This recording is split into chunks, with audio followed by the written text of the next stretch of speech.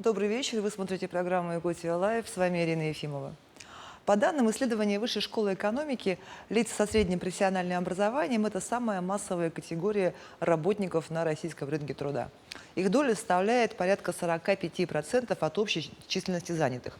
А в абсолютном значении это более 32 миллионов человек, получивших в разное время диплом об окончании техникума, колледжа или профессионального училища.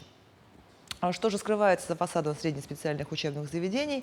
Поговорим с моей сегодняшней гостьей, членом Общественной палаты Российской Федерации по просвещению и воспитанию Натальей Золотаревой. Наталья Михайловна, добрый вечер. Добрый вечер. Первый вопрос, что вас подвигло, да, как человека с высшим образованием, не учившегося в СПО, посвятить свою карьеру среднего профессионального образования? Я думаю, что это судьба. Мгм. Так сложилось, что мои мама и папа, они всю свою жизнь отдали системе среднего профессионального образования. Мама как преподаватель зав. Отделением, отец более 30 лет был директором техникума Воронежского монтажного, поэтому свой путь профессиональный я начала с преподавания в Воронежском монтажном техникуме. Я начинала как преподаватель компьютерной грамотности, физики и микропроцессорной техники. И затем, уже развиваясь как специалист, я начала писать диссертацию на материале своей деятельности. Меня пригласили в Воронежский государственный университет на кафедре педагогики. И затем моя жизнь развивалась так, что меня пригласили уже, когда я работала в Москве, пригласили работать в Министерство науки и образования директором департамента госполитики в сфере подготовки рабочих кадров и ДПО, где мне посчастливилось стоять на этапе перезапуска системы среднего профессионального образования. Это был 2012 год. То есть это вот WorldSkills, да? Да. В 2011 году только передали на региональный уровень все техникумы, училища, и необходимо было пересобирать всю систему. И вот с командой моего департамента, с командой Союза директоров СУЗФ России и в целом экспертного сообщества мы разработали стратегию, которая была связана с развитием системы среднего профессионального образования. И запустили ряд проектов, которые, по сути, стали вот этими вот драйверами развития системы СПО. Это, конечно, чемпионатное движение WorldSkills Россия, это внедрение дуальной модели обучения.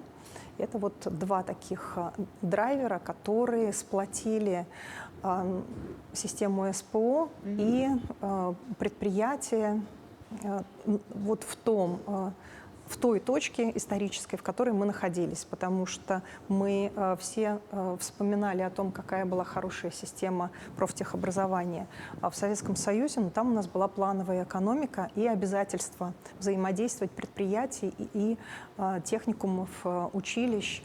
В новых же экономических реалиях, когда уже нет обязательства взаимодействовать, нужны были новые механизмы, которые бы объединили, привлекли друг к другу техникумы и предприятия. И такими инструментами на том этапе стали чемпионат профессионального мастерства и дуальное обучение. А дуальное обучение что это такое? Дуальное обучение – это когда 70% отдается практической подготовке, и ребята, помимо обучения на площадке техникума, учатся на площадке предприятия. Это может быть или распределенно, или концентрированно. Например, когда 2 дня в неделю он учится на площадке техникума и там 3 дня на обучение на предприятии, так называемое. И вот сейчас Министерство просвещения Российской Федерации в прошлом году запустило новый флагманский проект развития среднего профессионального образования. Он называется «Профессионалитет», который вобрал в себя все лучшее, что было накоплено установлено за многие годы системой профессионального образования в Российской Федерации. Это и дуальное обучение, обучение на рабочем месте, это и чемпионаты профессионального мастерства, демонстрационный экзамен, обязательное повышение квалификации мастеров производственного обучения, преподавателей, методистов, директоров колледжей и целый ряд еще инструментов. Вот сегодня мы на площадке Общественной палаты говорили как раз про инструменты гражданского общества, то здесь мы видим и управляющие советы, советы работодателей, промышленный совет, затем амбассадоры профессионалитета. Это студенты, которые помогают колледжу рассказывать школьникам о том, что такое профессионалитет, какие специальности в этом колледже, в чем специфика и как он будет здесь учиться. Таким образом, так сложилась жизнь, что, родившись в семье людей, которые Преподают? всю свою жизнь посвятили системе среднего профессионального образования, сама начав и пройдя более 10 лет, я работала в системе среднего профессионального образования, научную работу я свою посвятила, и затем уже государственную службу была связана также с системой среднего профессионального образования. И сейчас уже, вот, когда я приняла предложение возглавить Институт развития профессионального образования, по сути, я опять же зашла в решение задачи развития системы, в которую я искренне верю. Просто под другим теперь углом. Да. Мы работаем в прямом эфире. Вопрос можно отправить в Телеграм на номер 8 914 235 0502, текстовое сообщение отправить. И также можно задать вопрос через наше новое мобильное приложение. Чтобы его скачать, надо отсканировать QR-код, который вы видите на экране, и в всплывающем окне можно отправить вопрос.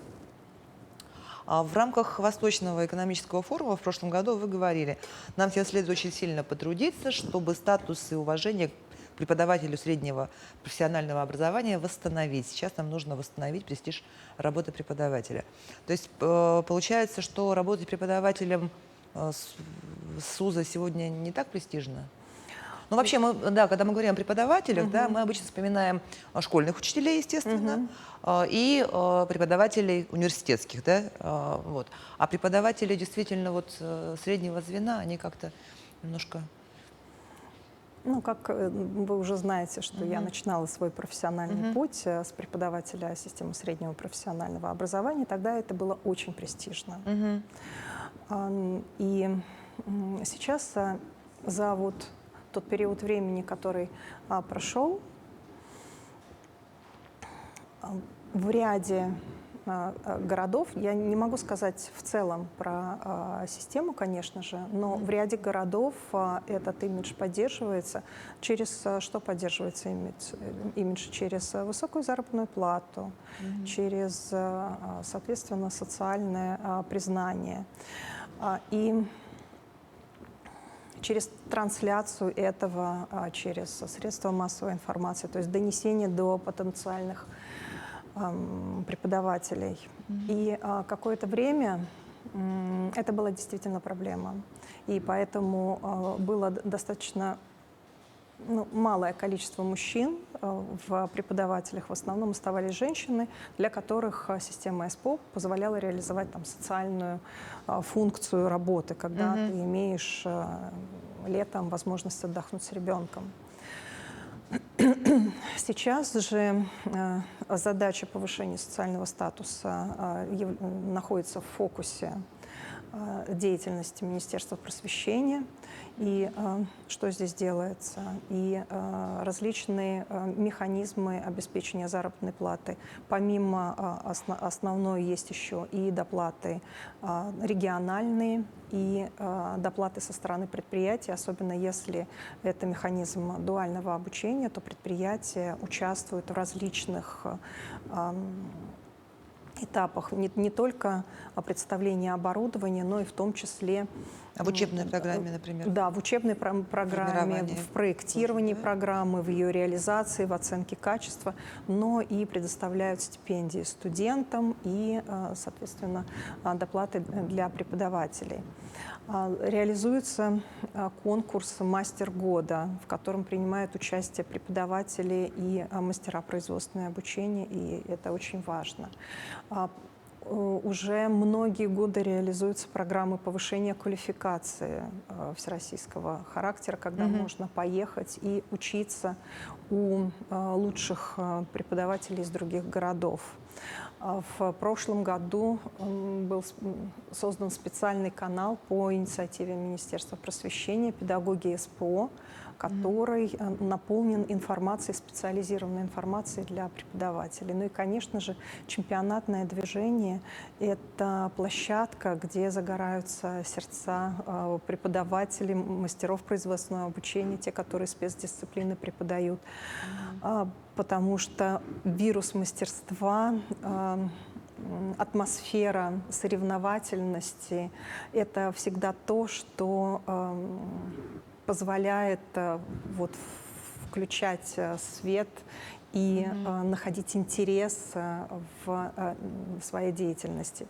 И однозначно этот год – это год педагога и наставника. Да, в России. Да, и много других мероприятий, которые реализуются на уровне каждого из регионов, связанных с проявлением уважения к этой профессии. Вот, но получается, что вы не просто наблюдали, как менялась система среднего профессионального образования, а непосредственно принимали участие в этих переменах. Ну, я думаю, что мне повезло, да. А вот насколько среднее специальное образование сегодня это вот, ну, другая история, чем, скажем, 10 лет назад, 15 лет назад? Если смотреть на 10 лет назад, то мы прошли серьезнейший путь реформ, потому что 10 лет назад это была система, сейчас дополнительный тезис, среднее профессиональное образование генетически связано с экономикой и промышленностью. И если присутствуют проблемы в промышленности или экономики, это сразу же сказывается на ситуации в СПО, потому что здесь готовят конкретные рабочие кадры, специалистов среднего звена для конкретных производств. И если нет этих рабочих мест, некуда идти ребятам, и здесь угасает. И поэтому вот на тот момент, 2011-2013 год, мы имели ситуацию как отражение результатов тех процессов, которые были в нашей экономике. В экономике, в производстве да, и так далее. Но потихонечку на тот момент уже начинала вставать на ноги наша экономика, наша промышленность, и появился запрос на рабочие кадры.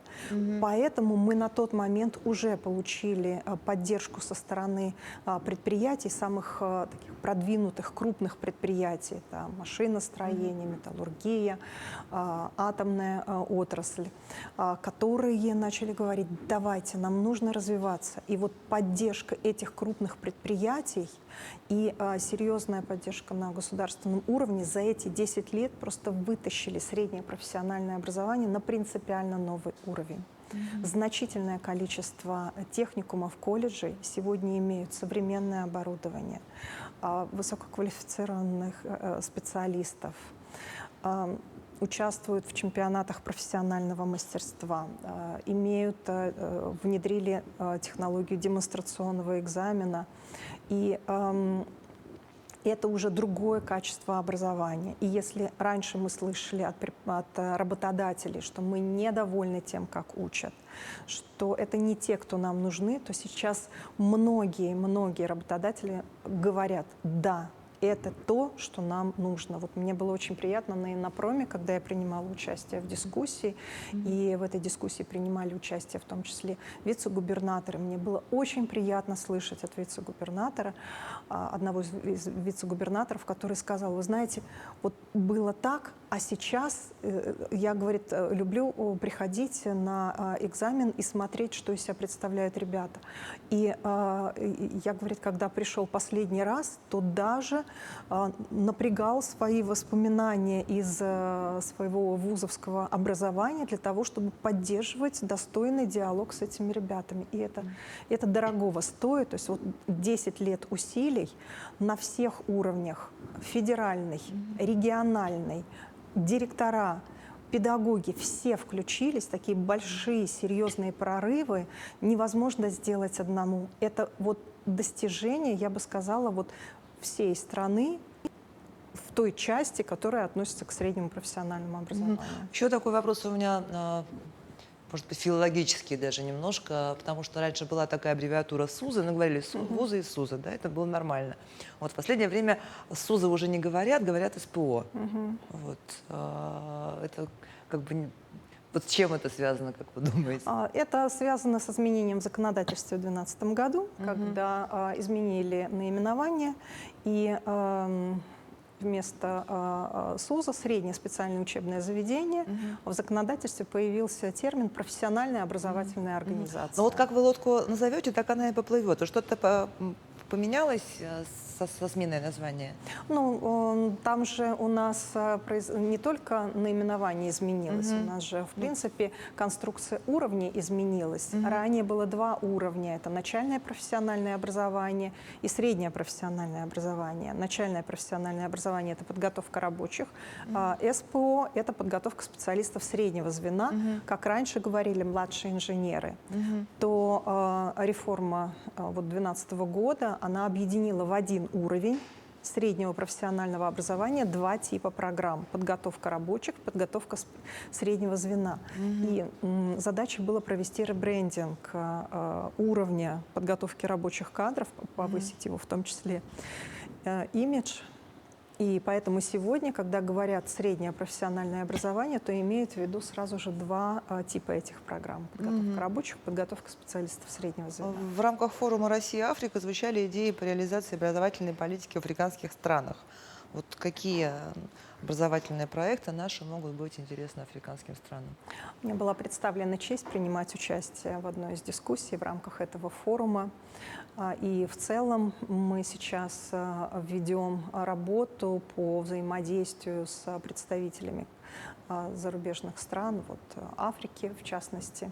И, конечно же, большой спрос на опыт в подготовке рабочих кадров. Если ранее основная область сотрудничества между нами, нашими странами, это было высшее образование, то сейчас серьезное внимание к общему образованию, среднему профессиональному образованию.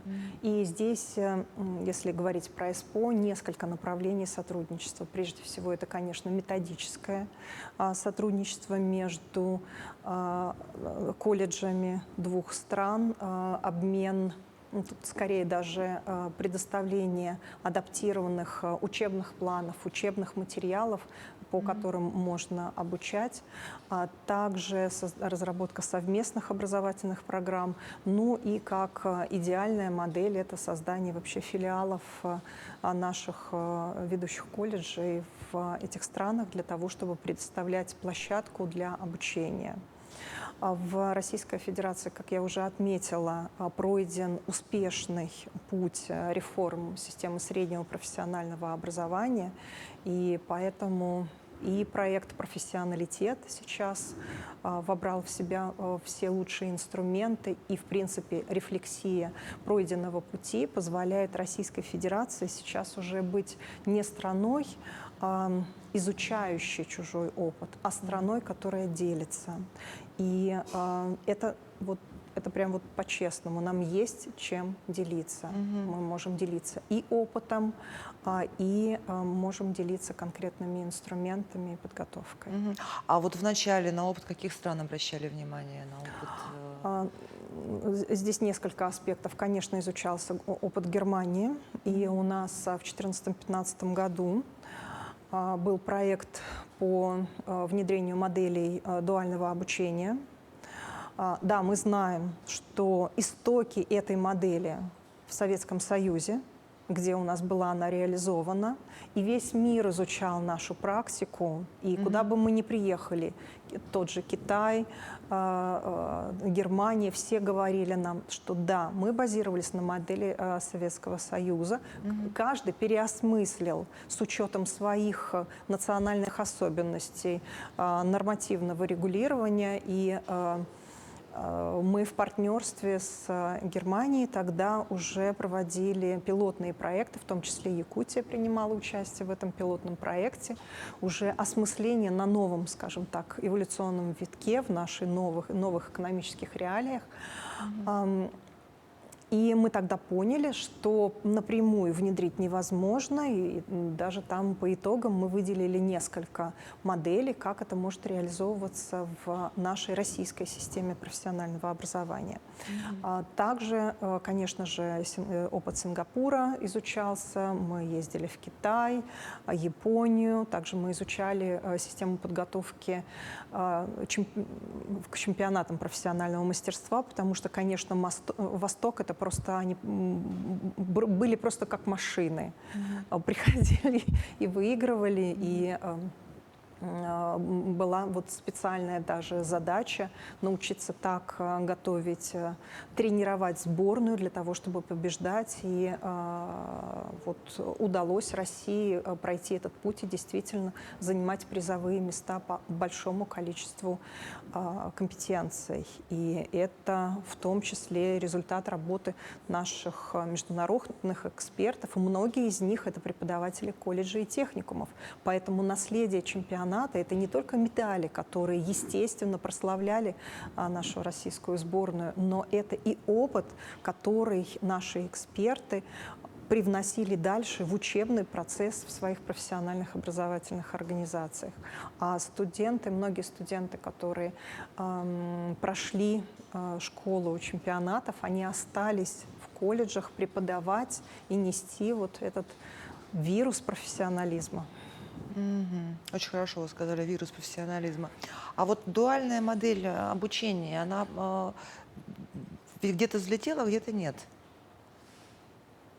Ну, идеально, как в Германии, это невозможно, потому что там свое законодательство, и у нас оно отличается.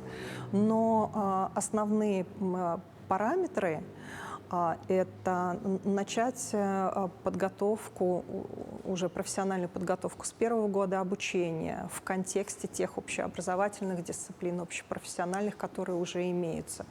Обязательное обучение на рабочем месте, 70% практики, максимальная включенность партнера предприятия в проектирование, реализацию и оценку качества подготовки. Это то, что относится к дуальной модели обучения. Также, и вот как я вам уже говорила, в профессионалитете очень много, все это присутствует. Это также новая модель управления профессионально-образовательным кластером, в который входит колледж, якорный колледж, якорные предприятия-партнеры, а также колледжи, которые сетевым образом работают вместе по подготовке кадров, и партнеры предприятия, потому что порой вот сварщиков 30 человек не нужно на одно предприятие, но есть команда предприятий, для кого нужны эти сварщики, и чем хорош профессионалитет, то, что там предприятия сразу же дают конкретный заказ на подготовку кадров в конкретном количестве. И студент, входя в учебный процесс, уже во-первых, раньше начинает практическую подготовку на предприятиях и уже раньше видит, куда я могу пойти, с ним могут заключать договора о целевом обучении, и он уже погружается в контекст корпоративной культуры предприятий, куда он потенциально пойдет работать. И больше того, с каждым студентом, который учится на программах профессионалитета, для них формируются карьерные карты, где он понимает, что вот я сейчас выйду, на какую позицию я приду, какая у меня будет зарплата, на какую позицию я могу пойти и что у меня должно появиться в моей квалификации для того, чтобы перейти на эту позицию, какие у меня возможные образовательные, профессиональные траектории будут. И вот формирование таких карьерных карт – это очень важный мотивационный инструмент, потому что частенько мы слышим, что молодые специалисты выходят из техникумов, из вузов и хотят сразу же очень высокую зарплату и очень высокие должности. Почему это происходит? Потому что никто не объяснил ему, какая у него, возможно, траектория его дальнейшая. Он складывает свое впечатление о своем будущем профессиональном пути на основе тех образцов, которые он видит. Какие он видит образцы? Это кино, это интернет. И вот такой инструмент, как карьерная карта, это очень эффективный инструмент осмысленного планирования своей дальнейшей. Это вот особенность профессионалитета, в профессионалитете, да. А какие там еще особенности есть? В профессионалитете. Ну, я, в принципе, я еще раз повторю тогда. В профессионалитете новая модель управления – это управляющая компания или управляющий совет профессионально-образовательным кластером. Этот управляющий совет решает, что… Да, именно этот совет, он определяет, какие программы должны реализовываться, какие объемы контрольных цифр приема необходимо выдавать по тем или иным специальностям. И, по сути, предприятия участвуют в деятельности колледжа. Даже управляющий совет принимает решение о том, останется директор на этой должности, или его нужно сменить, или его, наоборот, нужно защитить, чтобы его не снимали. Далее, это обязательное обучение на рабочем месте. Что значит на рабочем месте? Это значит на предприятии. И это новая часть, кстати, образовательной программы. Раньше этого не было, но это было прям требование работодателей. В принципе, этот проект, федеральный проект, он проектировался с участием работодателей. Там прям отражена позиция работодателей. 70% это практическая подготовка, повышение интенсивности образовательного процесса, и по решению управляющего совета может быть принято решение о сокращении срока подготовки.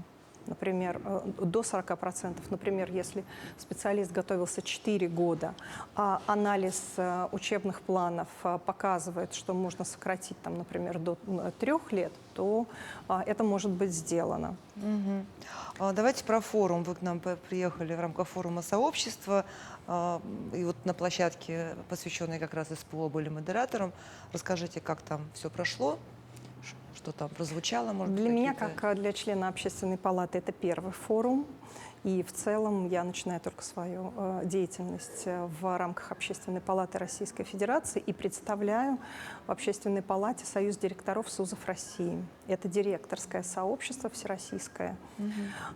И так как это для нас первая такая форумная площадка, мы решили, что мы совместно с директорами, с членами союзов директоров, мы пообсуждаем в целом, что такое, как союз директоров, как система среднего профессионального образования представлена в гражданском обществе, какие гражданские инициативы реализуются в системе среднего профессионального образования для ее развития, и какие инструменты имеются для этого. Мы знаем, что основными такими форматами деятельности в гражданском обществе являются союзы, ассоциации, объединения. И Очень интересная была дискуссия, интересный был обмен опытом, и значительная у нас доля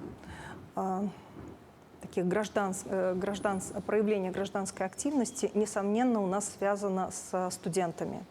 Это и конкурсы, которые проводятся для студентов, особенно на социально значимые вопросы, когда дается проблема социально значимая, и предлагается студентам найти способ ее решения и, может быть, там даже сделать прототип.